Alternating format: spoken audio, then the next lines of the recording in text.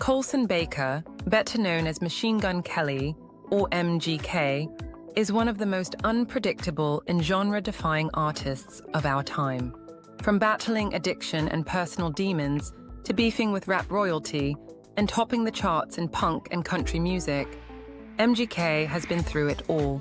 This is the raw, unfiltered story of how a skinny kid from Cleveland became one of music's most polarizing and successful stars. Born on April 22, 1990, in Houston, Texas, MGK spent his early years constantly on the move due to his parents' missionary work. He lived in places like Egypt, Germany, and various U.S. cities before eventually settling in Denver, Colorado. His childhood was far from stable. After his mother left the family, MGK and his father moved into a one-bedroom apartment. Colson was often bullied, and with his father battling depression, he turned to music as a coping mechanism. He wrote poetry and lyrics, used music as a release, and began recording tracks in his bedroom. Inspired by DMX, Ludacris, Eminem, and later Blink-182, MGK began to blend aggressive rap with punk attitude.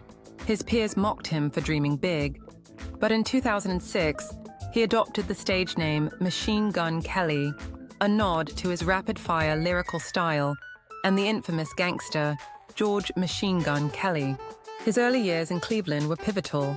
He started performing at local venues and uploading music online, slowly building a loyal underground following. His gritty lyrics about poverty, depression, and ambition resonated with disaffected youth. In 2009, he became the first white rapper to win at the Apollo Theater in Harlem, a milestone that gave him national credibility and boosted his confidence to pursue music full-time. His first major recognition came in 2010 when he won the Best Midwest Artist at the Underground Music Awards. That same year, his track Alice in Wonderland made waves. And by 2011, he was signed to Bad Boy and Interscope Records. His debut album, Lace Up, dropped in 2012, featuring the hit Wild Boy, and solidified his place in the hip-hop scene. He followed it with General Admission in 2015 and Bloom in 2017, which included the platinum single Bad Things, featuring Camila Cabello. But MGK's career wasn't all meteoric rise. In 2012, he tweeted about Eminem's then-teenage daughter, calling her attractive in a comment that would ignite a long-standing feud. Eminem blacklisted him from his Shade 45 radio station, and MGK retaliated with veiled disses over the years. Things boiled over in 2018 when Eminem dropped the diss track Not Alike on his surprise album Kamikaze. MGK responded within days with Rap Devil, a direct attack on M's age, relevance, and parenting.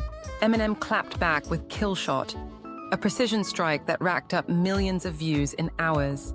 While many declared Eminem the winner, MGK walked away with increased notoriety and credibility. Instead of doubling down on rap, MGK pivoted.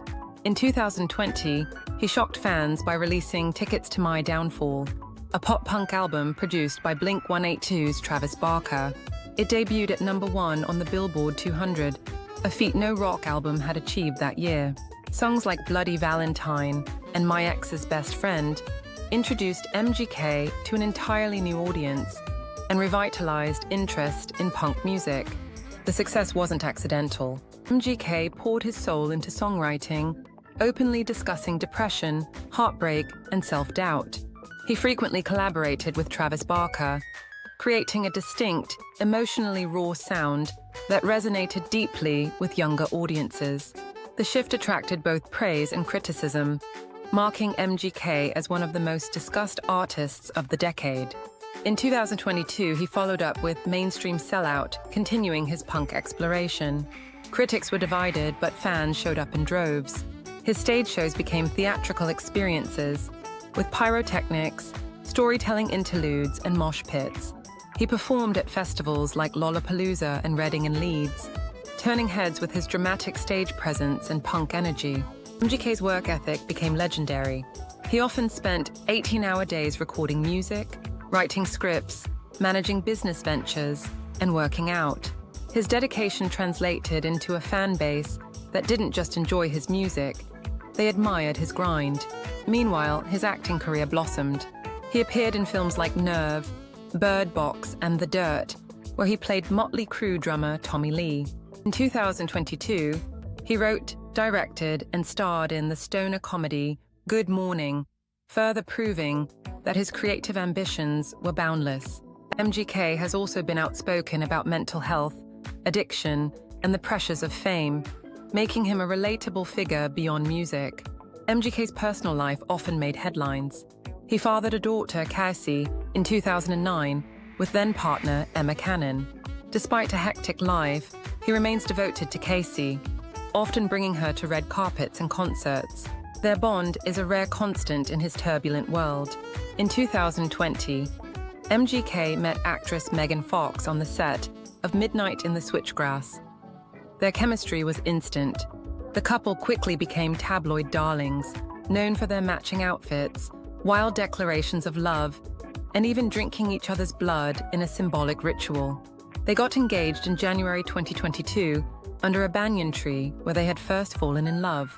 However, fame has its costs. The couple suffered a miscarriage in 2023, a traumatic event MGK addressed in his music. Their relationship became strained. By late 2024, they ended their engagement. Yet in March 2025, they welcomed a daughter together, choosing to co-parent while remaining separated. MGK's ventures didn't stop at music and acting.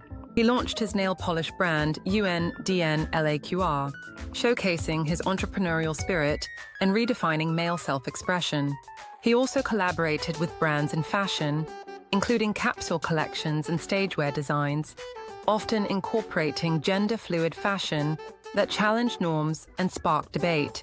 He's also been quietly involved in philanthropy, donating to mental health initiatives, funding creative arts programs in underfunded schools, and supporting veterans' causes through his concerts.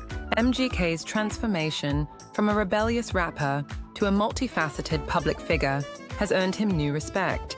As if switching genres twice wasn't enough, MGK turned to country in 2024. Collaborating with Jelly Roll on Lonely Road, he once again defied expectations. The track won Crossover Song of the Year and earned him a new fan base. He also covered Zach Bryan's Son to Me, which won Cover Song of 2024 at the People's Choice Country Awards. Critics initially scoffed, but fans embraced the raw vulnerability and story-driven songwriting.